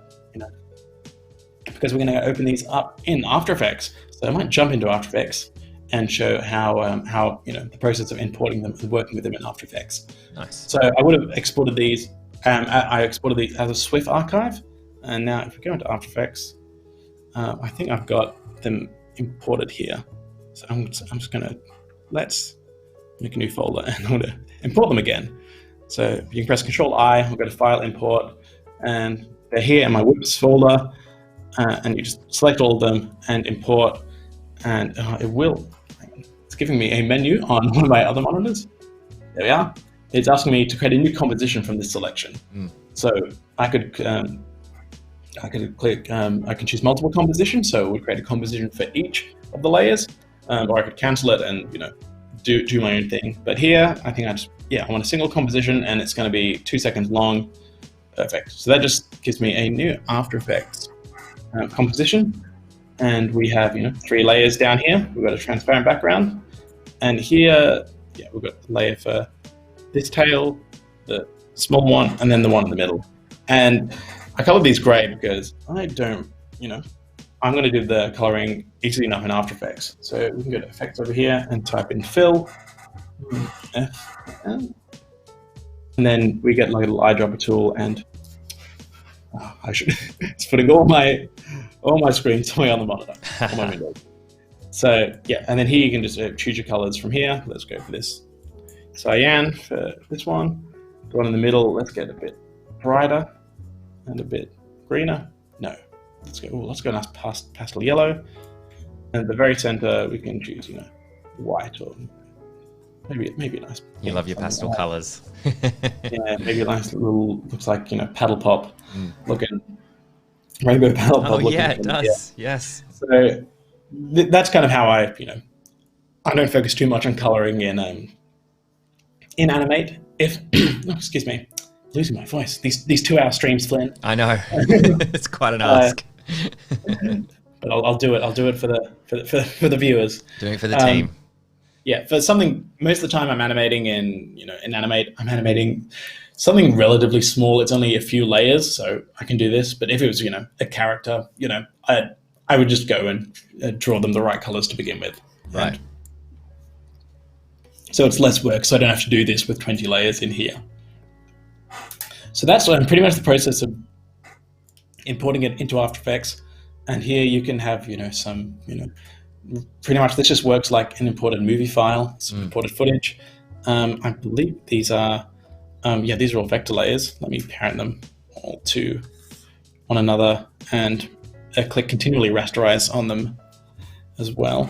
Let's Let's move the anchor point over here, just so I'm going to scale them up, and hopefully you can see we get a nice clean edge on all of them. So, you could, I mean, maybe that's too big at 3000% scale. You could, I've animated that and it still, looks, pretty decent up here. You will see, some of the, any mistakes a lot clearer in here. Like, this little corner here, I would have liked to have that not a corner. And you can see that pretty clearly here, but at 100% you don't. But know that you can scale these things up if you need to in After Effects. So that's another big advantage. I kept trying to play using the enter key. That's what I have in After Effects and Animate. So that's how this one goes. Now, how much time do we have left? We've got 20 minutes. So I'm going to quickly go. That time is like hard cutoff as well. So it's like 22. Oh, that's a hard cutoff. That's our hard cutoff. Yeah. So if we want to probably wrap up a little bit earlier than that. Okay, let's quickly do a quick squash and stretch in frame by frame, and then I'll quickly show you how to do that. How to use it in After Effects. Okay, so this is lightning round, squash and stretch. We already know we're making lots of frames. Down here, new layer. Okay, I clicked the wrong thing. We've lost time. Let's go. Close that window. Okay, lightning round.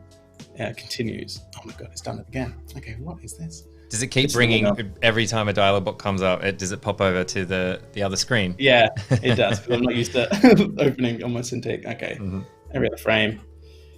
So here, let's add a ground. So squash and stretch. It's a principle of animation where we've got a ball here.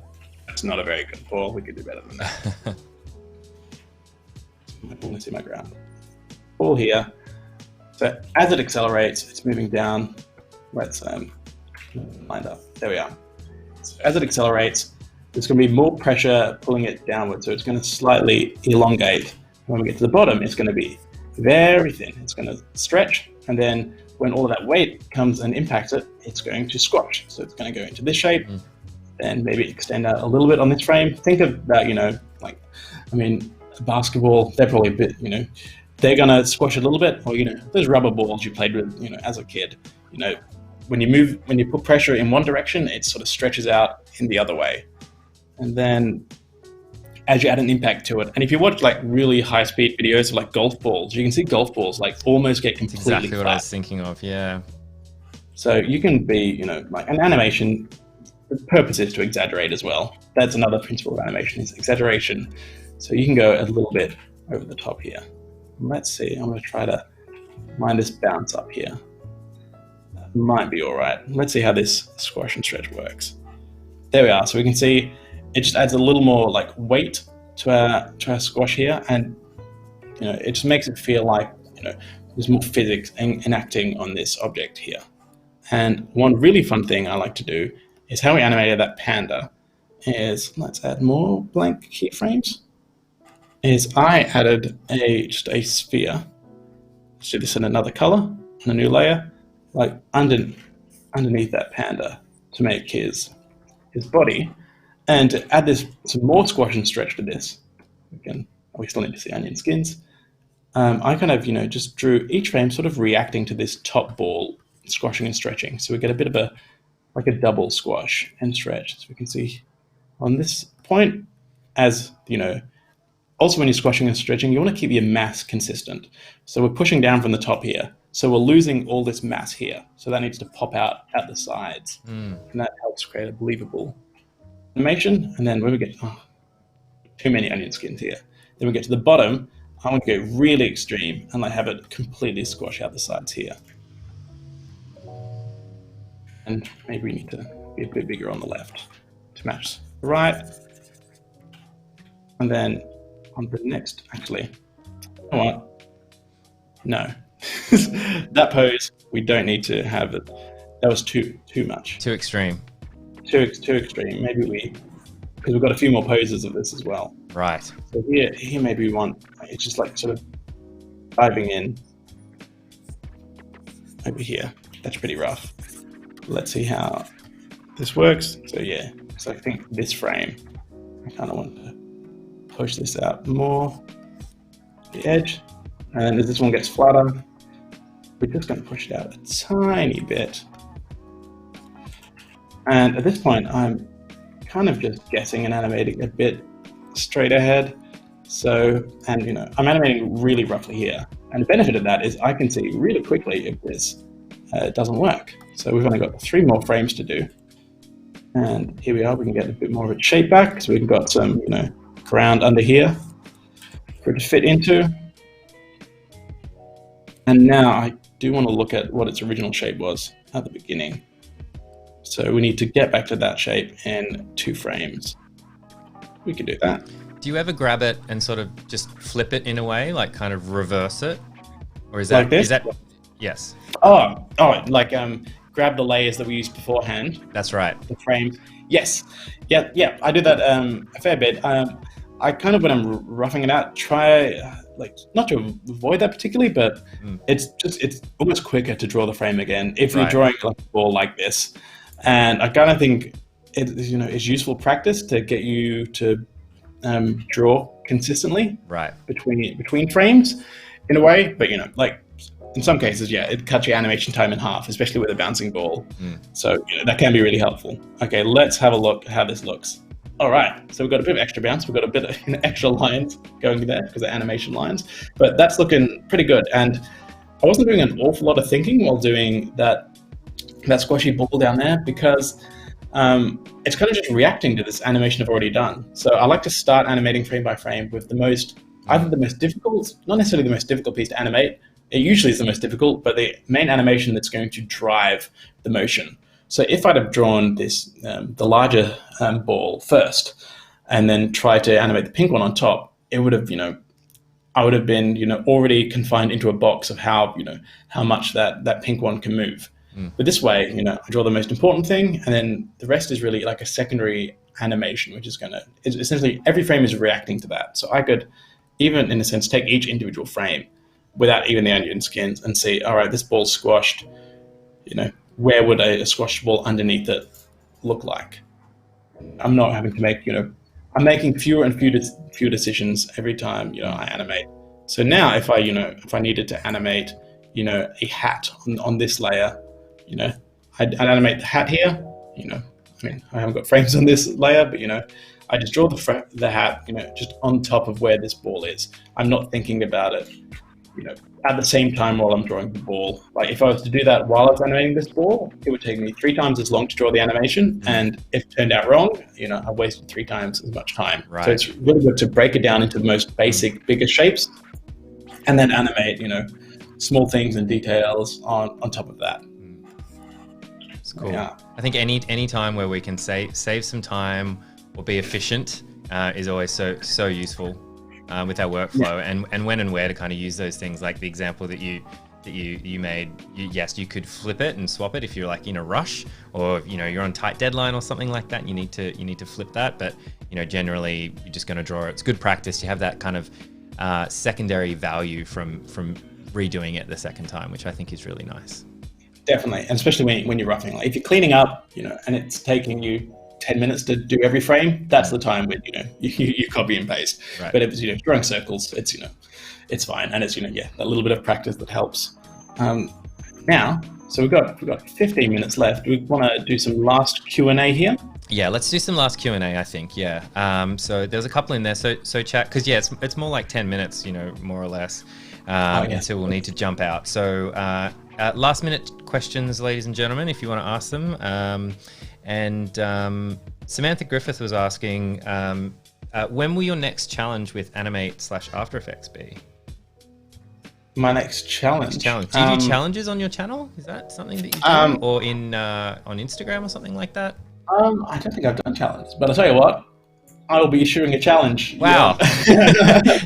You heard here first. You've inspired it. Your plan. I don't know what should in end of June is my next challenge. End of June. June. The next challenge, and also the first challenge. That's awesome. Maybe we could do something here. Yeah. Well, here's look, if anyone just in the chat, only people in the chat watching live, and people watching it later. If you want to animate something really squishy, like the panda I animated, or this last ball thing, the squishiest animation will get, uh, like a shout out in my stories. You got to pander to Ben's love of tactile aesthetics, squishy things, and really kind of cute, fun, sort of ridiculous creatures as well. Exactly. Yeah. That's my advice. Chris was asking, it's a question from a while ago, so hopefully you're still here, Chris. Hopefully you're still with us. How long did it take you to develop your style? And what are some tips on developing style? I bet you get this question quite a lot because you have quite a unique style. Yeah, it's taken my whole damn life. It's like I suppose like I started illustrating like when I finished uni. So maybe like almost eight years ago. So I think maybe that long, but my styles evolves constantly, and it's going to continue evolving. Like the biggest tip I can give for finding a style is just make what you want to make and make lots of it, and your style will kind of will appear out of that chaos, because that's how I find myself. I find myself when I'm animating personal projects, I really like to include a lot of texture, so that has now become a thing that's part of my style involved that. But I didn't decide one day, hey, I'm gonna do a style, it's gonna have texture, it's gonna have no stroke, it's gonna look like this. And I did at one point while I was illustrating try to do something like that, like try to plan, all right, my style's gonna look like this, I'm only gonna use black, white, and yellow, so it stands out and it's gonna be really consistent. But I got so bored with that, and it didn't really work. So I just said, oh well, I think it was when I started animating, because it was hard to, if you have a specific, a really, really narrow style, it's hard to, attract clients, and, you can't, it's hard to show off the work that you do for clients because it's not going to be in that style.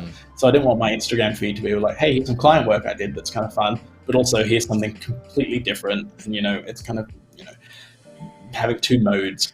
I think, so I just said, well, I'm just going to make what I want to make and post everything I make up, and then post everything I make up online, and then slowly over time that's just become the look that I have now. And I still think my look has quite a variance in style within that. Like a lot of stuff I have doesn't have any texture, and it's mainly clean ingredients, but and I'm kind of less worried about that now. Like there are things that I don't really post, like I don't post 3D stuff, mainly because I don't know how to do 3D stuff, or maybe just straight up design and things. I try to keep my things within this ecosystem and this tone of work, but the edges of that are very blurry, and it's not as narrow as I think a lot of people, especially illustrators' works are. And it's a lot harder to do that in motion design because it's such a team sport. Like great animation often takes big teams of people to work on. But for individual stuff, you can have your own say in your own work, but unless you're art directing a big client animation, you're going to have lots of work that doesn't look like that doesn't look like your style. Awesome. I hope that helps. Yeah, it's great. It's great advice. I love that Sam thought this was a daily creative challenge, which is on the US team does like every single day over there. But it's great because we can't put that genie back in the bottle. Now Ben is on record saying he's going to do a challenge with us, so that's awesome. We'll figure that out at some point. So here's another kind of career question from Hendry. Probably got time for one or two more questions, I think. We'll see how we go. Ben, what is your opinion about the sustainability of a motion design career? I think it's relatively sustainable. I think the thing looming over our heads for the next decade is artificial intelligence. I think that's going to displace an immense number of jobs, more than we've ever seen, at all. Worse than it's going to be worse than the car was for horses. Right. Horses didn't have jobs when cars came. This is going to be worse. I think motion design and animation is one of those got to be relatively strong and relatively stable. There's more screens being invented every day, which is why I think animation has gotten a lot more attention than illustration and just static art. But now with AR and VR, not just every screen is a canvas to put your work. Everything in the world is every right. Every volumetric, every piece of air can have animation projected onto it, or displayed inside it in AR or VR. So That's not going away. There's going to be way more demand for that. And if you are looking for an area to focus on that's going to be in high demand, it's absolutely AR. I mentioned that in one of the previous streams. I get heaps of requests to do like Instagram AR filters with Spark AR. So definitely learn that if you're interested in that. But I do think eventually our work will be able to be replicated by artificial intelligence, by machines, and that's okay. By the time that happens, we're going to have bigger issues than, hey, will an animator have his job? Like, that's when we're going to face big societal questions about what we do when when there's no need for anyone to work. How do we pay people other than the people who own the robots? Right. And they're not going to have people to buy anything. So there's big questions to do with that. But I think motion design is as long as far as careers go, pretty sustainable. I can see a lot of growth in the future. Yeah. And I think trying to make your work focus on your ideas rather than your tools and your skills is the best way to keep that longevity. Because if someone can always hire someone in a country with a lower cost of living to do the work, if they have the same skills as you. But what you have that's unique is your ideas and your perspective. And if you can get that into your work, that's a lot more valuable that people can't so easily replace. Yeah, I think that's a really good point. I've had these conversations with some designers that are a little bit more senior than I, and they were saying that they remember when the computer came in and everyone was a little bit freaked out about graphic design, because why would you need a traditional graphic designer to be doing letraset and laying all this stuff out, when suddenly these kids with these newfangled computer machines can sort of do it in a fraction of the time and everything. But I think it's important to embrace the technology and move with it rather than against exactly it. Like we can't stop it, so we may as well embrace it and use it as a tool for ourselves rather than say that's something we'll never touch, and then it'll swallow an industry whether we like it or not. We should be prepared. That's right, be part of it. JB was asking, did you do all of the artworks behind you? I think at the very beginning you were mentioning that some of it might be yours, but some of them are Illustrator friends, or no. Yes, so I did one of the artworks behind me, which is this one down here. I would have guessed the dinosaur one for sure. No, not the dinosaur one. This one, I'm going to put up to the camera. This is it's an ice cream with fangs in a tuxedo. That's my little vampire ice cream. And you'll notice that small, sorry, I'm facing away from the mic. That one's small and pushed there. Like, there's nothing behind me. That's just to fill that gap from when I'm sitting on the camera. These are done by my friend Ben Marriott, who's a designer and animator at Buck. And this one over here is by my friend French Earl Grey. Sorry, Young Earl Grey, French Earl Grey. Young Earl Grey, Ria. She's an amazing Australian artist as well, living in France at the moment. That's one of the friends popped in there. And then this one's by Sean Morris down here. Nice. And then these ones were by Hakel. And then these ones, the dinosaur one's just some old school Victorian, illustration of a dinosaur I bought online. I don't know the artist. I love it. It says Vermorgan is the signature in the bottom, but that's hundreds of years old. I really like that sort of retro dinosaur illustrations before we knew like how they actually looked, where they're all like the anatomy is a little bit funny. Yeah, it's fantastic, isn't it? Yeah, I love it. So good. I thought that there were a lot of questions about getting started in animation, resources that were available. We're talking about podcasts before and everything like that. We should definitely do a shout out for your course that you have on at the moment, and I think you have a pretty sweet discount for everybody as well. Why don't we do that? Oh my god, yes! Oh, we have an unbelievable discount, Flynn. Let's go and have a look. Gotta always be selling. Yeah. So if you look at my screen, I've got the course is called Motion Practice with Ben Marriott. It's with Motion Design School. We've got 40%. It's 40% off at the moment. So it's $249 US down to $149. What a deal! Think about what your day rate is. That's barely anything like that. And it's 5 hours long. It's all about animating frame by frame for use in motion design and for applying it in After Effects. Awesome. So I teach frame by frame from the absolute beginnings. We've got a little bit of a flavor of that in this live stream, but we cover everything in so much more detail. Like we cover like walk cycles, how to plan morphing transitions between your animations, effect animations, animating like sort of fire and smoke, and loads of stuff like that, with the focus of putting it together in After Effects, how to composite it, and how to make it all look like it was all animated frame by frame. Awesome. Sort of, has, a quick, injection of, how to learn frame by frame for, for the typical motion designer. And we assume, no knowledge of frame by frame animation. And at the end of the course, hopefully you can, should be able to say to your clients, hey, I can offer frame by frame animation as part of, what I do. That is awesome. Thank you so much. So it's been great hanging out with you again. I'm sure we'll have you back again soon. We're going to say our goodbyes, and thank you, chat. Thank you for all the great questions. Thanks for those that woke up early with us. Yeah, thank you so much. It's been really great. And everyone that stuck through. I know there's some people in Turkey having a chat in there. It's great to see all that stuff. It's so nice to be so global and hanging out with all of you. We've got some more stuff coming. I'm just going to quickly show what's happening this week. So that was Ben Marriott. Well, he still is Ben Marriott, but we're gonna give him a break. It's still me.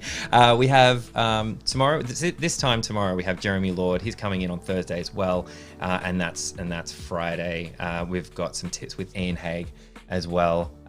Very exciting stuff. We're really happy to be starting our morning here and hanging out with you wherever you are in the world. So thank you, chat, and big thank you to Mr. Ben Marriott.